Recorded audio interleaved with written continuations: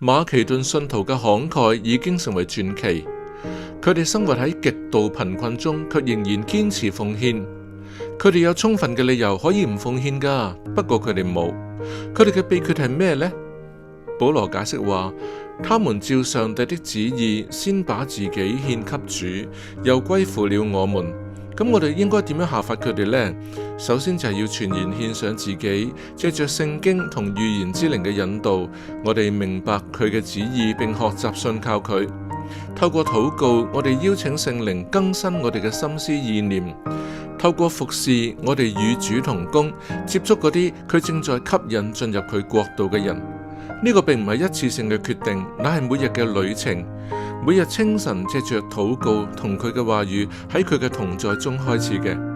當我哋與主同行，即使係身處匱乏，信心仍然係隨之增長，就好似馬其頓嘅信徒一樣。縱然我哋身處困境，仍然可以甘心奉獻，因為深信以佢為首嘅人必不致缺乏，而呢一份信靠亦都帶嚟心靈嘅平安。點解唔今日開始呢？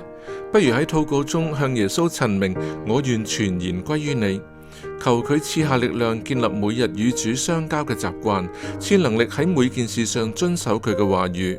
然之後憑藉信心獻上1/10同埋承諾奉獻，向天地都宣告你係屬乎佢。當我哋歸還11同埋承諾奉獻嘅時候，讓我哋將自己全然獻上俾主，將自己放喺最後，而將上帝放在第一位。